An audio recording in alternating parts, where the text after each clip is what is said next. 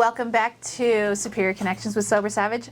I'm your host, Mercedes Hess, and today we are interviewing yet another lovely individual. This is Faith. All right, Faith, and tell me a little bit about you. I'm 20 years old. I'm originally from Alamosa, Colorado. I've been at Superior Connections since September of 2025. And let me talk to you about. Let me interrupt you. I want to hear a little bit about your first night here. How did you end up here? It was a really cold night over here in downtown Colorado Springs. I had absolutely nowhere to go. I ran from a very unsafe situation. So somebody told me about this program. So I came here. I met Wendy White. She immediately welcomed me with open arms. Like she does, Yeah. She's our walking heart. Yep. Yeah.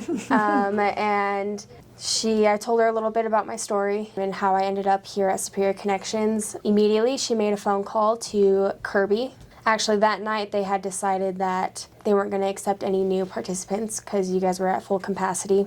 And immediately, she picked up the phone, called Kirby, and I stayed in his office for the first night. And the next morning, I met Kirby. It was very intimidating. Yeah, he's a big guy, huh? Yeah.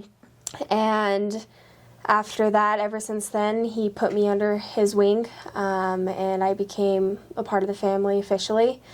So let me kind of go into that a little bit because so this person that brought you here, she's a young girl. How old? I believe 16. 16. She's somebody that we were working with the police and DHS, but she ended up bringing you here and was given some of the exact same opportunities that you were given. So it's interesting to see that you and this other person were given the same opportunities and you decided to take full advantage and do everything you could to get your life back on track. And now you're sitting here as the housing director in the organization. Tell us a little bit about what you do here on a regular basis. What I do here is putting people in the computer, doing intakes, putting people in rooms or switching rooms. Also, if there's a problem that comes up, we address the problem. If they need to go to rehab, we put them in rehab. And we just are here to support whatever. Yeah, so you guys are pretty much the first people that people see. So you guys are a lot of people are coming in real scared, real uncomfortable, real, out of their element, and you guys are the point of contact. So Yes. Your job here is somewhat more important than any other job because it's scary to come into a sober living facility. It's scary to come into a place and ask for help when you've been living in this toxic chaos your whole life. So, but when you did come in here, Miss Faith, you came in here with a few other goals. Tell me about the organization that you were interested in creating all on your own. My biggest goal and my biggest dream is to open a nonprofit for human trafficking survivors. I am a human trafficking survivor myself. I came here and I was really attracted to, the nonprofit and seeing how you guys have the family aspect. And I just want, in the future, I want to help girls that are coming out, help them find their voice and find their worth again, give them the resources that they need and overall help them the best that I can. Oh, that's beautiful. That's beautiful. You got a name for it? Pain into power. There we go, girl. I think we established that name pretty early when you first got here, right? It was in one of our first groups, so we're just like, that's the name. There we go. So stay tuned for that because that'll be coming down the line. We definitely know that. What does your life look like now? And were you expecting such a drastic change within, less than a year? Definitely not expecting such a big change in my life. When I came here, I was definitely really scared. I really did not have a voice, and I felt like a burden to everybody. So coming here and feeling so welcomed here, not being judged for who I really am and what I've been through, it really changed the viewing of how I look at people here. And one thing that I always say to people is that if it weren't for the main people that got this up and running off the ground, that I would not be here today. And I would not have came this far. I do have an apartment now. Okay, girl. I have a roommate, which is somebody that works here as well. A 2-bedroom, 2-bath. Congratulations. That's got to feel really incredible, dude. Yeah. When's the last time you had that? Never. That's got to feel really freaking awesome, dude. Not only that, but you're working on your license. Yes. You're working on some schooling, correct? Yes. I'm currently in Elevate Academy, which is a nonprofit for human trafficking survivors that help get education that people really could never get being in trafficking. Then I am also working with some other nonprofit organizations as well. Kind of talk about how it takes more than one level of support, and that you are aware of, that it will take a team of people to really rehabilitate you, and, being open-minded to that is something that not everybody's really willing to do.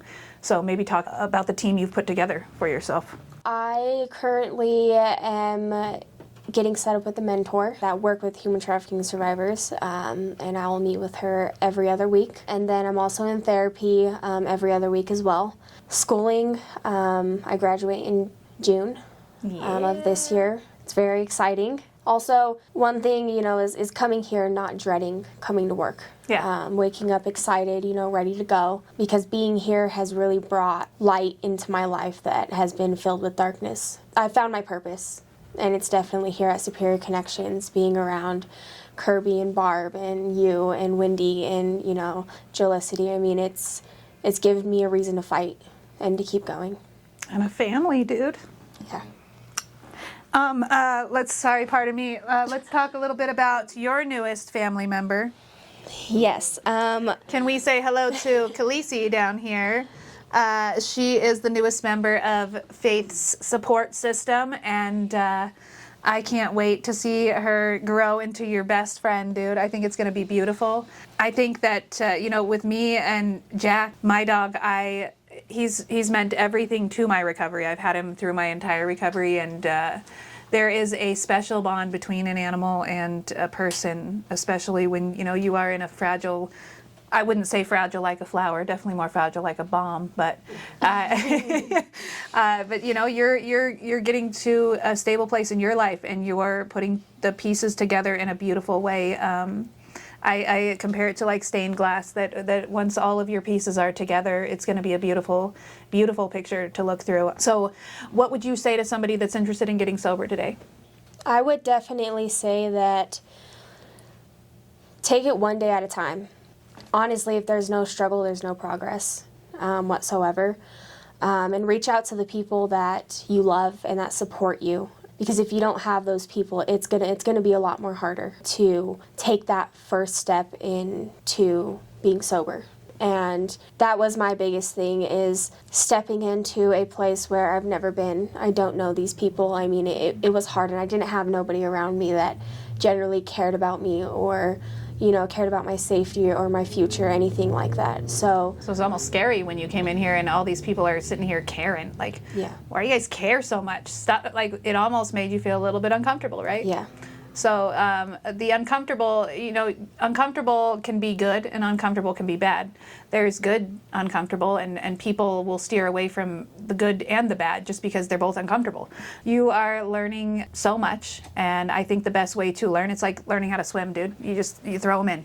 They're either going to sink or swim, right? I also think that, like here at Supeerior, people aren't just coming off the streets because they struggle, with drugs. I think that there's also that big factor of coming off the streets or even running from somebody. It has been manipulating you or hurting you. And I've came across a few people that have came here, and you guys have personally introduced me to them, because I am a little bit more experienced from my personal experience. Like I know how to handle those cases, and a lot of people, they just don't know what to say, or they just don't know how to word it or make them Well, it's feel uncomfortable, right? Yeah.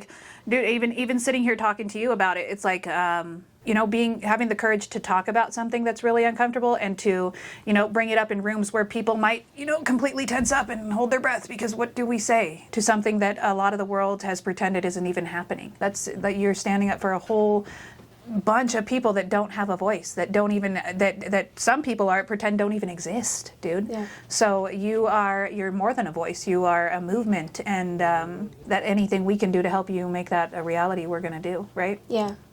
I think it's going to be really beautiful, and I'm excited to Yeah. see it. So is there anything else you'd like to share with our viewers before we go? I just want to thank, everybody at Supeerior Connections for supporting me through this journey. There's been a lot of bumpy, spots in the road, but we're still here. I made it. I'm breathing. I'm alive. And you're kicking ass, dude. Yeah. And Kirby and Barb, I look up to them the most because Well, they've both taken on parental roles for you, right? Yeah. They are mom and dad at this point, and to the outside world, for anyone looking in, they'd be like, "What do you mean?"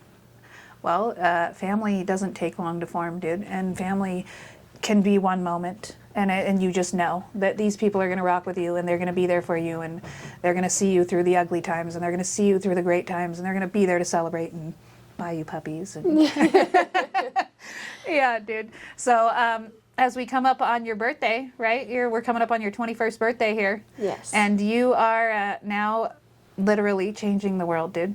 Yeah. By 21 years old, you have started to change the world around you, and that is something that you should be very proud of, dude. I'm proud to be working with you. I'm proud to be your neighbor. I'm proud to be that little cutie's aunt, and I'm just very proud of you, dude, and you should be really proud of yourself, and I can't wait to sit down with you again and see where you are in 6 months, dude. Yeah. You guys helped me when I couldn't help myself, and, it's definitely made me, who I am today. I can't put it into words, how thankful and how grateful I am just to have the people that I have around me today, because I wouldn't be here on this earth today if it weren't for Well, you you guys. deserve it. You deserve it. Just know that, okay? Yeah. Thank you, darling. Yep. We'll talk to you again soon. Okay. Good. How'd you like it?